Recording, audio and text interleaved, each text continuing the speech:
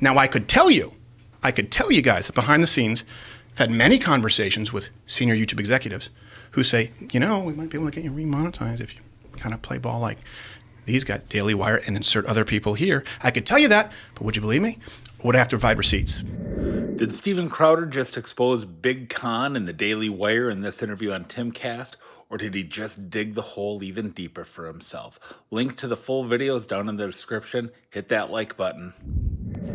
If someone publicly was going, and by the way, I'm not going to be doing the personal stuff. I'm not going to be coming in here calling anybody a bitch, right? Sending out hatchet people. I understand why Candace was mad. Honestly, I understand why she was mad. I'd probably be mad too. So I don't think it gives you an excuse to go and talk the way like every girl does who gets their husband into a fight at a bar, but I understand why she was upset. If you had the ability, if someone's going out saying, hey, you're a difficult person who only cares about the money and that you're a bitch, and you had the opportunity to clear your name because it was verifiably untrue, which now no one is arguing, would you do it? How else would people switch from, it was about a $50 million salary to, recording a phone call? Do we allow it when James O'Keefe does it? Is it only when corruption is on the side of the left? And here's the issue is, I'll tell you who this hurts, the dishonesty. I'm not just saying Daily Wire, this is about the entire movement as a whole. There are a lot of practices that go on, and it hurts the sponsors, hurts the creators, hurts the viewers, hurts the investors. And by investors with us, it's entirely Mug Club. It's people who pay to subscribe. We don't make a dime off of YouTube. We haven't for many years. And it hurts if you believe what we say we believe, the movement in the country as a whole. So that right there, is fundamentally dishonest. And the gaslighting still keeps taking place. Candace Owens on this show said, hey, we all follow the same guidelines, right? We all follow, Crowder does too. That's verifiably false. Now, so you can publicly audit this. We've had 4 strikes, right, since May, I think, 2021 to October 2022. One was the Mekhi Bryant. One was a sketch with Alex Jones. That one's guilty. One was as charged. One was him quoting the CDC. And by the way, none of this will get you in trouble because you can say this now. Him quoting the CDC. I did, yeah. Bringing up the CDC numbers on flu deaths for children versus COVID. And we were saying this is interesting science, right? That COVID kills more senior citizens, but for some reason it's significantly less lethal to young people, to infants. That science is accepted now, so you won't get a strike. But that was one of the strikes. The other was when we had Carrie Lake on in a gubernatorial election. 4. How many have taken place from Daily Wire? You guys, 0.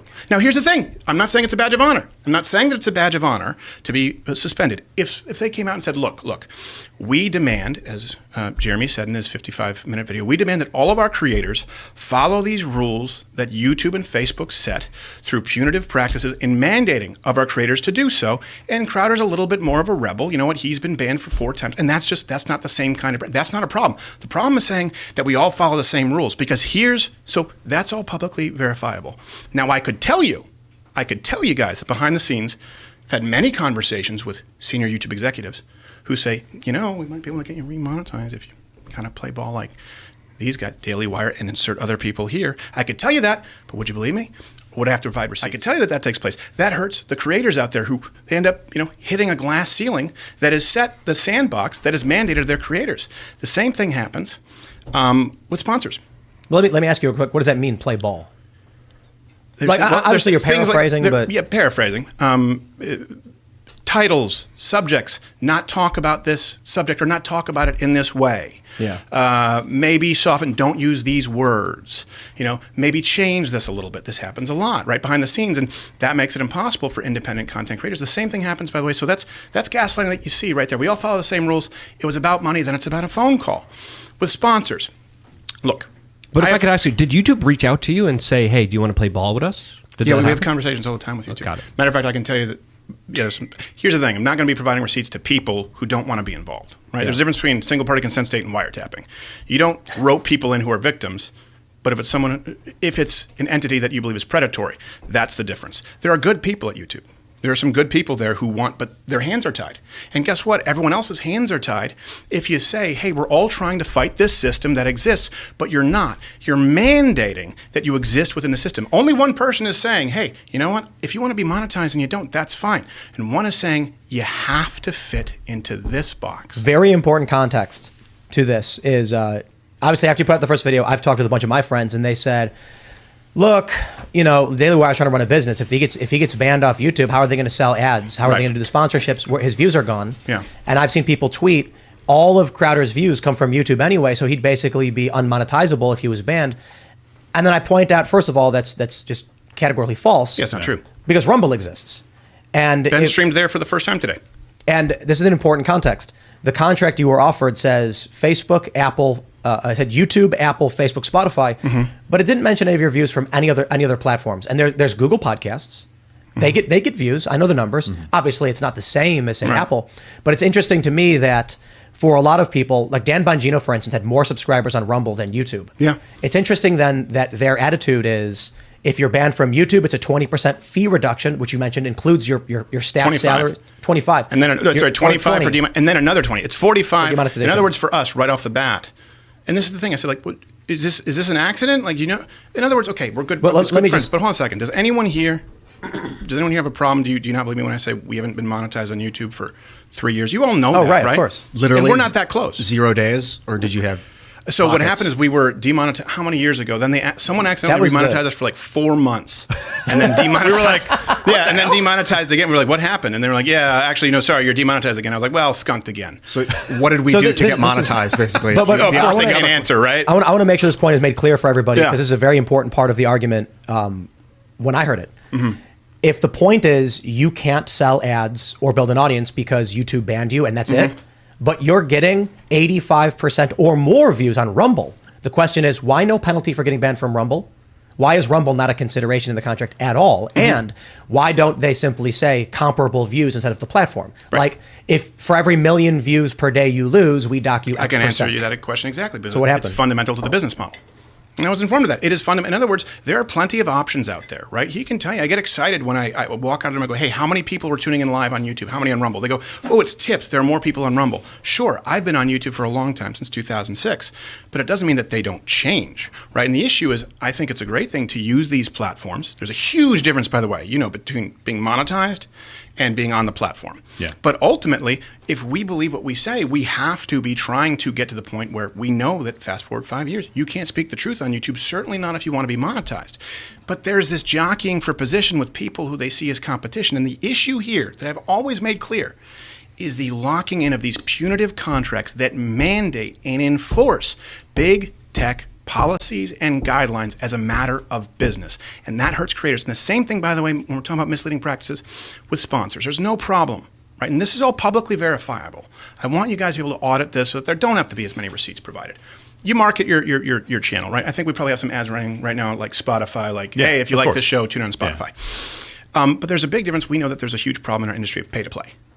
Now, you can do that. That's fine if you want to grow your numbers. But What is that? What does so that pay to mean? play means that you can buy views, right? You can pay to play. You can run your video as a pre-roll ad, and people see that number. But really, a lot of them are 14-second views, 8-second views, but it still clicks that counter. The closest apples to apples comparison that you could do right now is you could go out and take, like, let's say, not this controversy because there's cross-pollination, but Ben Shapiro is a huge show. Of course he is. But go take some videos there right now that have 1 million plays. Go month after month. Take a bunch of them. Look at the likes. Look at the comments. Take videos from my channel. It's comparable plays. Take them with 800,000, 600,000 plays because we've converted them a lot to Rumble. Look at the likes, look at the comments. It's startling because it's a lot easier to buy plays than it is to buy likes and comments. That's not a problem. Wait, are you saying that the Daily Wire is buying views for their content? I'm saying that they run the videos. This happens not just Daily Wire, to be clear. StopBigCon is designed because of this entire industry. And what happens is, yes, these views get inflated. There's nothing wrong with running ads to increase the video count. The problem is this. When that is used to then go out and set sponsorship rates. And then, this is what happens with creators. When you sit down with sponsors, and these are hard-earned dollars, right? A lot of them are mid-sized companies. You run them on this show, and they say, yeah, but you know what? We didn't get our money's worth, and this person is the number one show. Because they go out and they say that they have these numbers, and they set what happens? They drop those rates across the board, which hurts everybody, or they pull out altogether. Now, you can publicly verify that information. Now, I could tell you guys that I've had conversations with sponsors that say, we're not going to be running in the conservative space because it's just not as effective as we thought it was, or you know what, we're going to be pulling out. And content creators who say, why am I getting these low advertising rates? Here's the issue. If you're some kid, and by kid I mean, you could be a 40-year-old with a smaller podcast. Let's say you get 250,000 plays. Not as big, but good numbers. Let's say you get 500,000 plays, right? Good numbers, but they're real. And you are a conservative and you're trying to grow this. And then all of a sudden, your content, YouTube is saying, can't say that, can't do that because of the box that's being created by all of these companies in big conservatism. And then you're trying to make it, right? You're trying to make it something that is financially solvent. And you can't because sponsors no longer have faith in this side of the industry. That is something that hurts those creators. And this is something that, so the creators are hurt, the sponsors are hurt, the viewers are hurt because, I just want to finish this one, and then any questions you have. The viewers are hurt because they feel isolated. They feel like their views are not represented, right? They go, hold on a second, I'm conservative. Why are none of the top people saying whatever it is? X, Y, Z. And the investors are hurt. And I don't mean billionaires. In our case, it's people who invest. When they sign up for Mug Club, they are paying us because they say, we know that you're demonetized. We know that you don't run nearly as many sponsors. You're very selective. And we think we are giving you our dollar in faith because we think that you are fighting for us. Imagine, let me give you one final parallel world there. Imagine if we left the blaze, okay? And this, again, the issue is that everyone is demanded to sign these exact same contracts. That's what they said. They've been very, very clear about that. It's just business. Imagine if Mug Club leaves the blaze. And let's say we come back 2-3 months, okay? And we come back, and all of a sudden, I don't talk about vaccines in the way that I used to. All of a sudden, I don't talk about election integrity like I used to. All of a sudden, I don't host Carrie Lake in the same way that I used to, or host her at all. And all of a sudden, all the parodies, the sketches, the sweeping epic, like a parody of Saving Private Ryan, or There Will Be Blood, or Schindler's List, whatever it is, you don't see any, change my mind, you don't see any of those anymore, but you see 4 or 5 live reads.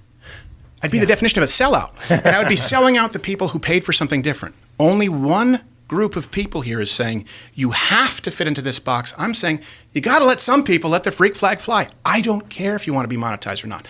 Don't lock people and punish them on behalf of big tech when you claim that you are fighting them. And it is everywhere. And it's disheartening.